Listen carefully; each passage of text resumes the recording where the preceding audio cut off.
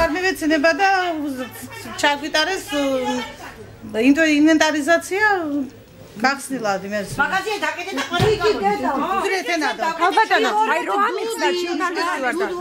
არ დავაგლუქვინე მაღაზია და ჩავატარეთ ინვენტარიზაცია, კი. აღწერა ჩავატარეთ, როგორ საჭირო იყო ისე.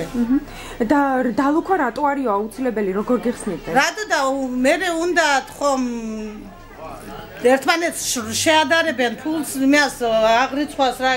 და მე უნდა ფულის დაწერა და გადახდა, უნდა გადავიხადოთ. ადრეც ასე იყო მანამდე სააკაშვილის დროსაც და ახლაც სააკაშვილის ბრძანებით არის, მაგრამ ბრძანება იმდროინდელია 2010 წლის ბრძანებით არიან დალუქვა როგორ შეიძლება მაღაზიის დალუქვა და რამდენი მე-15 დღეა ეწენა მაღაზია დალუქულია. უმიზეზოდ ზეპირ რევიზიას ატარებენ. იქ არის იმდენი ლუსმანი და იმდენი ჭანჭიკებია მაგის დათვლა და მაგის და როცა გახსნილი რო არის და მაშინ რო გაქვს სახეზე მაშინ ჭირს მაგის დათვლა თუ არა ზეპირად ვის გაახსენდება მაგი. წერა უნდა ჩაატაროთ თუ მაღაზიაში რა გაქვთო.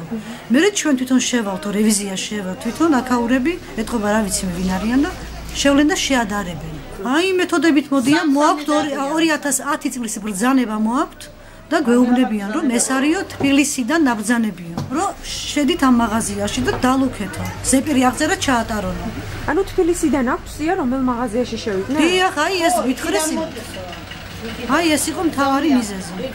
ნაშთია დიდი ალბათ ნაშთი არ არის გაყიდვა აქ ბრუნვაში არ არის საქონელი აქ მაგ სახში ხო არ წავიღებდი საქონელი მაგ აქ რაც არ არის გაყიდული მაღაზია უკვე აღწერეთ უხელ დავამთავრეთ და ახლა საწყობი გვაგასაწე ახსახცისა დალუქულია ის მაგრამ გახსნიან იმას. რა სახის სანქციები გატარდება თქვენზე? რა როგორ გაგაფრთხილეს?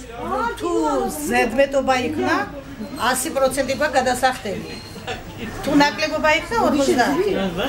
ესე იგი ახლა გაყიდვიებენ ჩვენ საქონელს.